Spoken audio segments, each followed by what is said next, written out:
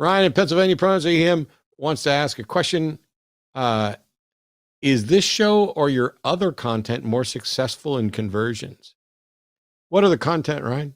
And who are you talking to? Both of us? Each of us?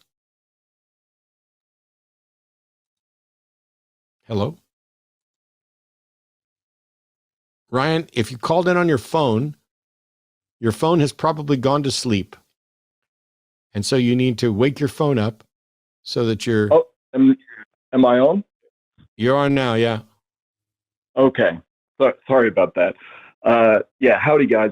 I'm a huge fan of both of your work, whether it be the long form video essays kind of breaking down specific topics, or Matt, I've seen a couple of your debates, and then of course this show. And I think all of these things are kind of appealing to possibly different audiences, definitely seeking somewhat different responses. And yeah, I mean, really just what I said. Do you think that this show is more successful in changing people's minds? Have you had more people approach you and say that, oh, you know, this is kind of what clicked for me, or debates, or, you know, breaking down things, responses? Yeah, I was just curious what, and kind of how do you approach that if you're approached on the street by a person face to face? What approach are you most typically taking? Okay. I'm trying to think of how brutal I want to be right now. See, because okay, here we go. I don't know which of the areas of my work have been more effective. I don't know if the debates have been more effective at convincing people than the call-in shows. I don't know if the call-in shows are more effective than what I'm doing on my personal channel. I've received messages from people because of all of them. And I had potentially, I know it was over 1,000, but it may have been a couple of thousand people who emailed over the years to say, hey, I found myself out because of what you and your coworkers have done here and here and here and here. Unfortunately, some lying fuckheads on the board of directors for an organization decided in retaliation that they would lock me out of my emails. So the 18 years of emails I have that could provide the data that lets me know roughly how effective something is no longer available to me. So, you know, Jesus for those Christ. folks, all my best. I miss you dearly. He said while holding up fingers for the people who couldn't see it. But here's the thing. I think it takes all of those. And I think that it is often best when there's a mix. I often looked for like the best way or the silver bullet or what convinced people to get out. And when somebody emails me, I ask them, and I've asked many times. This is another reason why I'm mad I don't have access to these conversations anymore. But I asked many times, hey, what was it? Was there a tipping point for you? Was there a thing that somebody said? And the majority of the responses, one or two of them might have had a, yes, you said this, and it was like, but most of them are, no, it was a cumulative thing where bits and pieces got whittled down, and it took, you know, you had to chip away at this, you had to chip away at this, you had to chip away at this. And it appears that people find their way out for different reasons. And some of them are going to stumble across one of Paul's videos, and something, they're going to watch it and it's not going to impact them at all. And somebody else is going to watch one of Paul's videos and they're going to watch it and be like, wow, I've never heard anybody talk like this. And that becomes this process of somebody plants a seed and later on something happens. Because the first time you hear something that is foreign, it's just weird and you dismiss it. And then the second time you hear it, it's, ooh, I heard something like that before. And the third time is when you get to it being a pattern. And when you're a fundamentalist Christian in particular, or a religious person of that similar ilk, it seems that you need a pattern to let you normalize whoa, there are non-believers and they understand and have read my holy book and they've thought about these things from a philosophical point and God hasn't taken them out. And, it's a little piece by piece. And then the sort of, to steal an apologist term, the sort of cumulative case against God, or the cumulative case showing that their arguments for God have failed. That seems to be the majority from my recollection, but I can no longer go back and assess that content because, some people are awful.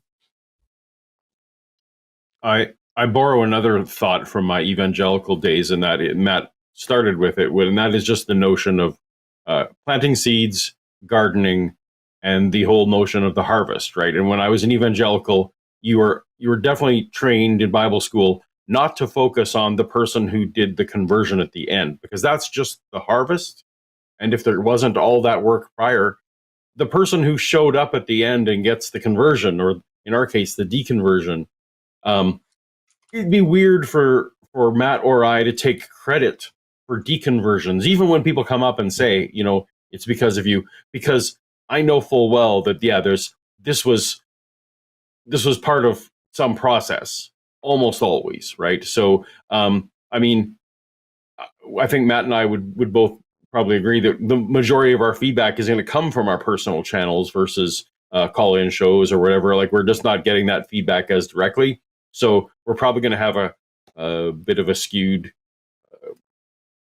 reporting bias when it comes to that. But the reason I do like doing these kind of shows is exactly what Matt said. Is I feel like when I was deconverting, I needed all of these aspects, and a hard-hitting video on why young Earth creationism is stupid is maybe one person needs. And so I'm kind of rambling and repeating all that to say, I try not to focus on how many people came across the finish line, and focus on rather, did the person who came into my video move one step closer when they watched it. And if some people, if that's their last step, cool. But I don't try and worry about it too much. And the last little note, just because it comes up over and over again.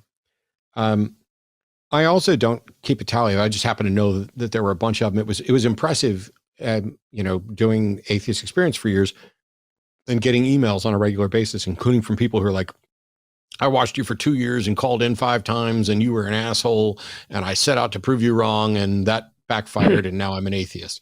That's happened. But my favorite one of all time, at a debate that I did with Abdu Murray in Lubbock, or near there. There was a young girl that came up after the debate was over, and she's like, hey, my parents are non-believers, but they've raised me to question everything and allowed me to explore, and I've gone to churches and all those other things. And I came to this debate tonight, and after tonight, I'm an atheist. And I think she was like 11 or 12. And I've said for years that I would have taken the absolute worst calls available twice a week, every week for the next 20 years, just to get one more 11-year-old girl. It would be worth it.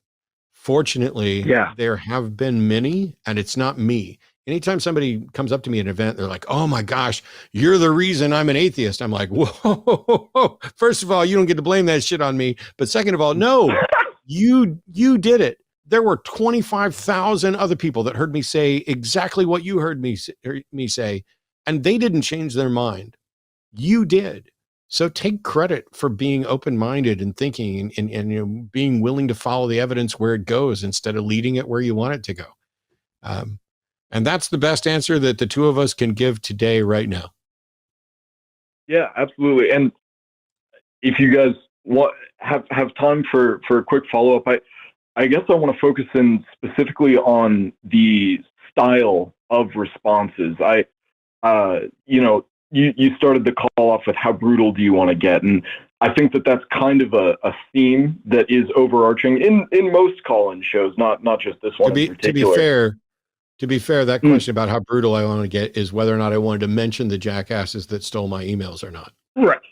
Right, absolutely. But you can understand what I'm referencing in terms of like, obviously people are calling in and getting more aggressive themselves, but there is a more aggressive response from the host on this show more typically than say if you're debating Sam Harris or Jordan Peterson. Well, to be fair, I don't know that you can say that, because if you look at the public debates that I've done, yeah, they don't look like the show, because I'm there with one individual and a moderator and rules. You haven't seen Sam Harris do this show. That's true. That is true. And you won't. I got no problem with Sam doing it. I'm just saying I doubt Sam would. Yeah, absolutely. I guess maybe a good example is Alex O'Connor. I have seen him come on. I think it was the Atheist Experience. And he's. I'm sorry. Yeah, he was on once with me. Yes, he was on once, and he tended to take a demeanor that was a little bit more not aggressive, but kind of like, you know, maybe more focused on entertainment than necessarily focusing on purely just the argument, as opposed to when he's doing debates or long form, similar to especially like Paul. I'm thinking of your comment. I don't know what the point is of this. Is there anybody that has spent any time? Is there anybody who's spent nearly as much time doing this as me? Has Alex done this as much as me? So one of the things is that if we're just going to compare styles, do I have a rougher style than some people? You bet. Who's reached more people, me or Alex? Don't know. I hope we both have reached billions. But there's a chance. There are discussions about Alex and I doing an event together. We haven't spoken in a number of years since his little cult of vegan followers would come and comment on every video I did about the conversation. It was obnoxious, and now he's not a vegan anymore, but I guess he's survived the retaliation of that group. There was discussion about us possibly doing something. I got no beef with Alex, never have. Just blocked on Twitter. I blocked him on Twitter and sent him a message on Facebook saying, I'm done with this crap on there, because I called out somebody for something and it was immediately, yeah, but you're not a vegan, including from Alex, which is weird. I don't have any interest in dueling styles. I love the fact that Paul's style is different from mine, and the two of us can both work here. If somebody's like, oh, you're doing it wrong, cool. You go do it better, come back with some data and show that there's a better way, and I'll make changes. But I think I've done it a handful of different ways over the last 20 years. But anyway, this is not a, you know, you like who you like the style you like. I'm fine with all of it. I find it funny that I've never told anybody else how to do a show. No, absolutely. Doing it wrong. I don't think I've ever gone to anybody and said, you're doing the show wrong. Well, and I think that's I'm sorry? I might have. I just don't recall ever doing that. And yet it's on the regular that somebody tells me I'm doing it wrong. And I think that that's fundamentally wrong. I think that, saying that you're doing this incorrectly is a misunderstanding of what I think you're trying to achieve. But I guess because even not based on an individual person, but based on how they're approaching a different setting. So like you yourself, Matt, are going to approach this call-in show very differently to, I mean, I can't speak to it, but potentially even a person that you're speaking to, you know, just on the street or after a debate or, you know, at a meet and greet or whatever.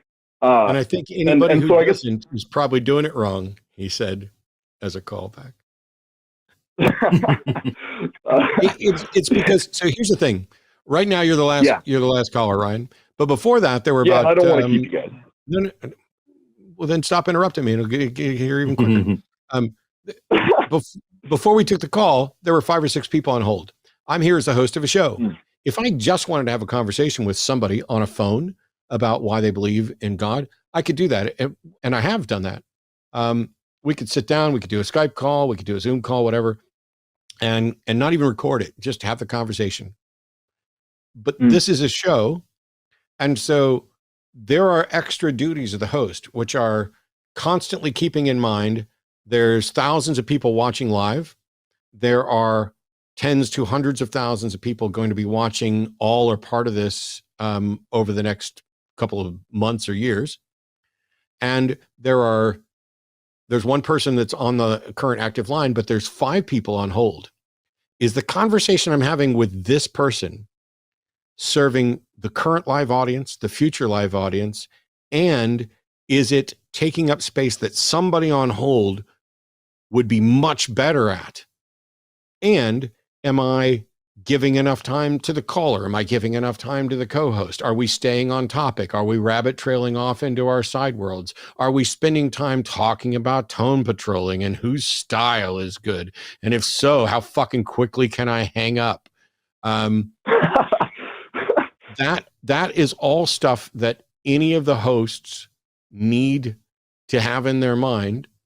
But the primary thing is this conversation going to benefit someone? Are we actively working to get to the truth, to either expose a flaw in one another's thinking or to present evidence for what each of us is claiming? That has to be the front. So if everybody finds the show boring, but it has amazingly good content that would actually help people, I don't care. You guys can whine all you want in chat, and the mods can mute you. If the show is incredibly entertaining and everybody's laughing, but all they're doing is going, man, those creationists, they're so stupid. They called in and they did this. They're like flat earthers. I posted a video on Instagram a couple of days ago. It's got like 70,000 views on Instagram and over 100,000 views on Facebook. And it's only a few seconds long. And it's just a dumb little funny thing because I saw a flat earther use a temp gun, like I've got for checking the temperature in reptile enclosures, aimed a temp gun at the sun to measure the temperature of the sun in order to make a case about the flat earth. And I was like, that's so stupid. I want to do it just for lols. Because despite what some people think, I'm a funny motherfucker, and sometimes I like to have a good time. So we went out in the backyard, and I pointed that thing up at the sky and got it up to where it's 544 degrees, and pulled it down and showed off to the camera, and made a quick joke at Flat Earth's expense. That video has got 100,000 views in one place and 70,000 views in another place. I put up a video on my own channel that's 20 minutes on this particular topic. It might get 30,000 views in that time frame. Why is a joke about taking the temperature of the sun? I get it. It's shorter. If my other content was shorter, it would probably get 100,000 views too. But it's just wild because I don't get upset about it. I'm not like, why is the important stuff not being viewed at the same rate that the stupid stuff is? And I don't get upset about it because I already know the answer. We need the stupid stuff because the important stuff would grind us down into oblivion. Just the sheer weight of the seriousness of everything that's going on. If you can't take a minute to laugh, yes, even if you're laughing at flat earthers, you're doomed. And so, yeah, I had fun with it. Anyway, that was a way for me to distract from this thing about tone and style to say, Ryan, is there any final point you'd like to make before we hang up on your ass? No, this was a very enlightening conversation. I appreciate you guys' time. Cool. Thanks so much, man. Right, and I appreciate your understanding too. It was a good way to end the calls for the show tonight.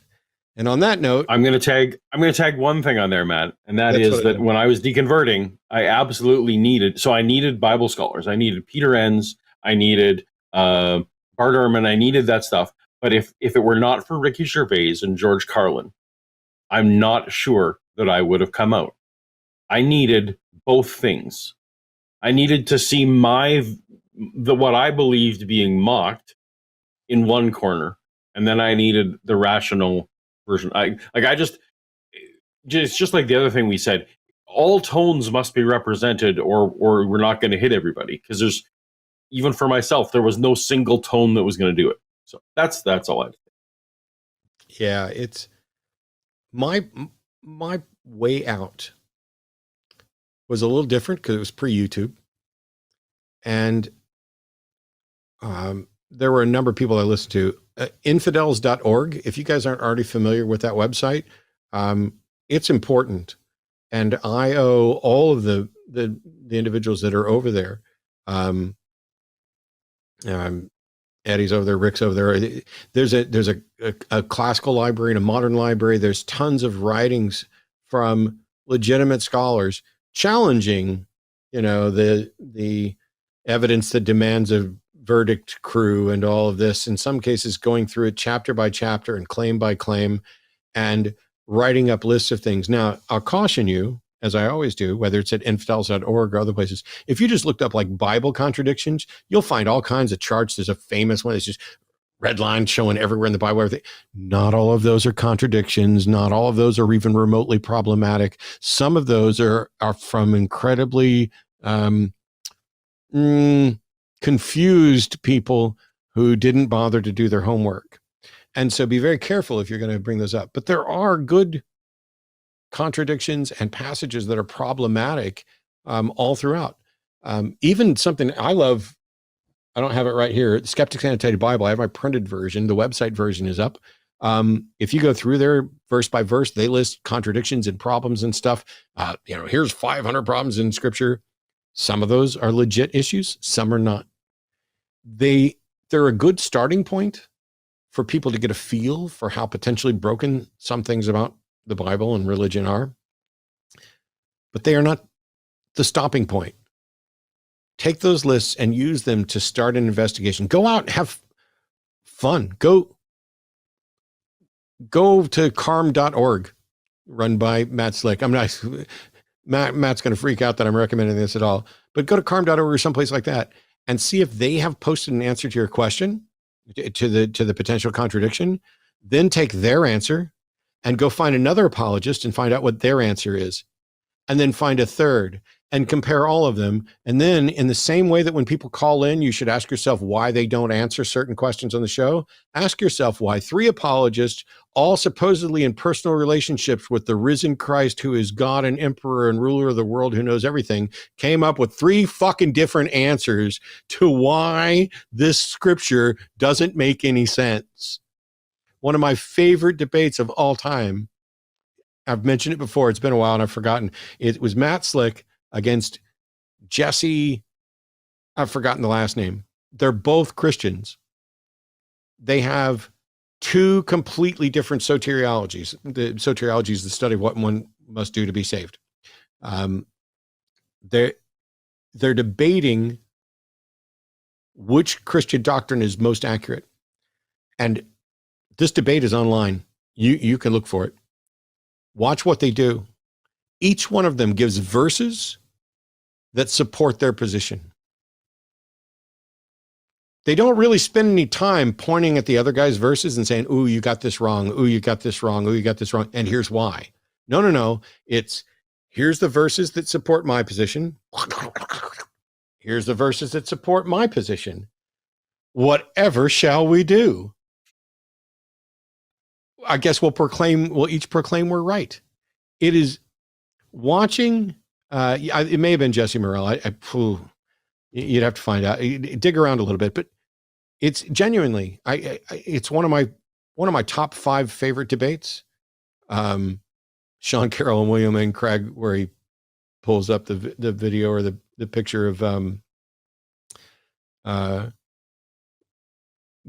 think it was Guth that he pulled up for the Board Guth for Lincoln model. Anyway, that's in my top 2 as well.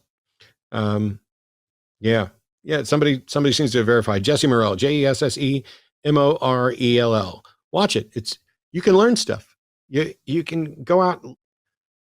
You think Paul and I got to a point where we're able to take on calls and speak on 20 different topics at something beyond a surface level and have an understanding of what Christian apologists or Jewish apologists, although they're rarer, would have to say, without actually talking to them and reading what they wrote and engaging with them and finding their disagreement. When I say there were 4 apologists standing around me, all giving 4 different excuses for slavery at a debate, I'm not even joking. They were all standing in a semicircle around me, trying to challenge my take on slavery, and each one of them had a different explanation for slavery. And I said, you guys sort out which one of you is right, and whichever one of you is right, I'll debate that one. Give me a call when you agree. I'm never going to hear from any of them. Hello, I'm Jimmy Snow, Pokemon Master and executive producer on The Line. Would you like to support a specific show on The Line or The Line in general? There are special tiers on our Patreon and in our channel memberships. You can do just that. By the way, you could consider leaving a super thanks down below. You could also like, subscribe, and leave a regular comment. All of these are great. Now, I'm going to get back to crushing loneliness, but while I do that, why don't you check out one of these?